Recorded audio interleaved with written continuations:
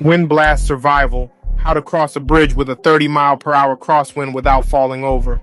Listen, we need to talk about the absolute ghetto of engineering that happens when you take a 30,000-watt motorized unicycle onto a high-rise concrete bridge.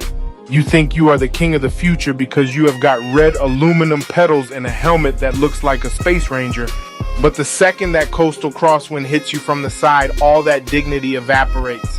You instantly transform into a terrified man trying to stand on top of a runaway chainsaw while an invisible giant tries to push you into the ocean. What happens out there is a completely different level of psychological warfare. You are riding along smoothly on the flat pavement, feeling like a mechanical god, and then you hit the suspension bridge transition zone. The wind doesn't just blow out there, it punches. It feels like a disgruntled boxer is standing on the side of the road, specifically waiting to jab you right in the rib cage. My survival strategy is pure desperation masked as confidence. The moment that first gust hits, your natural human instinct is to stand up straight and panic. That is exactly how you end up swimming with the dolphins. You have to drop your entire center of gravity until your butt is practically scraping the top of the tire casing. You look absolutely ridiculous, like a man trying to use a public restroom that has no toilet seat, but you have to stay low to the ground. If you keep your body rigid, you become a giant human sail. The wind will grab your leather riding jacket and toss you 3 lanes over into the path of an oncoming cement truck. You have to learn how to do the phantom lean. You have to tilt your entire body directly into the path of the incoming wind at a 30-degree angle just to stay moving in a straight line. To the drivers in the cars next to you, it looks like you are actively undergoing a medical emergency or attempting to do the Michael Jackson dance move from that old music video. The real problem is that the wind is never consistent. It is not a smooth breeze. It is a chaotic series of violent slaps. You are leaning 40 pounds of your body weight to the left to fight the gale, and then suddenly the wind stops for 2 seconds because you passed a concrete pillar. Now you are just a grown man leaning aggressively toward the pavement for no reason, and your wheel instantly starts carving toward the guardrail like it has a mind of its own. Your ankles start doing this frantic vibration that feels like a broken washing machine on the spin cycle. The community calls them high-speed wobbles, but let us be honest, it is just your legs telling your brain that you should have stayed home and played video games. The trick is that you cannot fight the wobble by squeezing the plastic shell with your knees. If you lock your legs, the vibration just travels up your spine and shakes your eyeballs out of focus. You have to loosen your joints and let the machine dance underneath you while your upper body stays completely frozen. You also have to deal with the utter humiliation of the passing semi-truck. When a big 18-wheeler passes you on a narrow bridge lane, it creates a terrifying vacuum pocket. First, it sucks you toward the giant spinning wheels of the truck, and then a millisecond later, it blasts you away with a wall of displaced air. It is a spiritual experience. You are holding on to that handle with a grip strength that could crush a billiard ball, praying to every deity you can think of that your tires do not lose traction on the metal expansion joints. Those metal grates on the bridge deck are their own special kind of evil. They look like a giant cheese grater just waiting to shred your expensive safety gear. When your tire hits those grooves while the wind is blowing 30 miles per hour, the wheel starts tracking the lines instead of your inputs. You are tracking sideways and forward at the exact same time, looking like a crab that just drank a bottle of cheap tequila. The people in the commuter cars next to you are absolutely no help at all. They are sitting in their heated seats, listening to the radio, looking at you through the window with a mixture of confusion and deep amusement. They do not see a futuristic commuter. They see a lunatic who spent thousands of dollars to risk his life on a single tire when he could have just bought a used Honda Civic.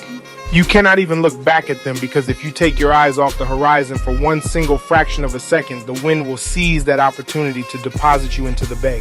When you finally reach the other side of the bridge and the wind dies down, you have to pretend like you planned the whole thing. You straighten your back, you slide your feet back into the center of the platforms, and you try to breathe normally, even though your heart rate is currently hovering around 200 beats per minute. Your calves are burning like hot coals and your toes are completely numb from clutching the grip tape, but you just nod at the pedestrians like you are a professional stuntman completing a routine Tuesday morning commute. The psychological trauma really peaks when you realize you have to make a choice between the traffic lane and the narrow pedestrian sidewalk on the edge of the span. If you take the vehicle lane, you have got a line of angry commuters in giant SUVs riding your bumper, honking their horns because you are leaning sideways like a broken bicycle. But if you take the pedestrian path, you are trapped in a concrete chute that is barely wider than your shoulders. The wind bounces off the concrete barrier, creating a washing machine effect where the air is hitting you from the left, spinning around, and then hitting you from the right at the exact same time. You find yourself doing this frantic upper body matrix dance just to avoid clipping your elbows on the rusted chain link fence. If your shoulder touches that fence at 20 miles per hour, you are going to spin like a top and turn into a giant pinball bouncing between the steel mesh and the concrete curb. You are staring straight ahead, your eyes are watering because the wind is cutting right through your helmet visor and your brain is screaming that this was the worst financial decision you have ever made in your adult life. Then you have to deal with the absolute horror of the bridge expansion joints. These are those giant jagged metal teeth in the road where the bridge sections meet. On a calm day, you just roll right over them with a nice little double thud from your suspension. But in a 30-mile-per-hour gale, those metal teeth look like a giant mechanical trap waiting to swallow your tire whole. The metal is slippery, and the moment your rubber loses contact with the pavement, the wind pushes the entire machine 2 inches to the side mid-air. You land sideways, your suspension bottoms out, and your soul temporarily leaves your body while you try to correct the trajectory before you hit the guardrail. Every single rider on the internet tries to act tough, like they just cruise right through this nonsense with one hand in their pocket. They post these clean videos with smooth editing and hip-hop music playing over the audio track. What they do not show you is the absolute terror in their eyes behind that tinted visor. They do not show you the part where they have to pull over at the gas station on the other side of the river just to sit on the curb and wait for their legs to stop shaking like a pair of maracas. The wind also does this hilarious thing where it tries to steal your clothes right off your back. If you did not zip your jacket up to the absolute top, the air gets inside your clothes and inflates you like a giant parade balloon. Now you have got 50 pounds of wind resistance pulling back on your shoulders while your feet are trying to push forward on the pedals.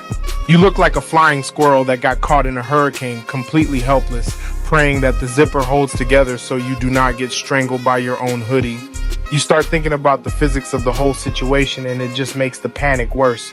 You are standing on a single block of aluminum and plastic, trusting your entire life to a single motherboard and some copper wires that are trying to calculate your balance 1,000 times a second. If that motherboard decides to have a tiny little midlife crisis because it gets a bit too hot, the power cuts out and you are going to launch over the front of the wheel like a human cannonball.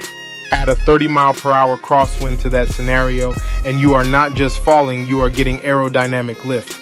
The true test of your sanity is when you see another rider coming from the opposite direction.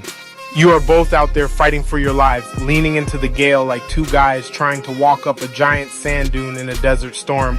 You want to look cool and give them the casual two-finger motorcycle wave to show that you are part of the elite club.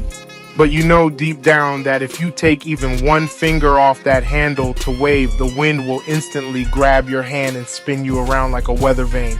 You just look at each other through the visors with this deep expression of mutual suffering and keep moving. Thanks for watching.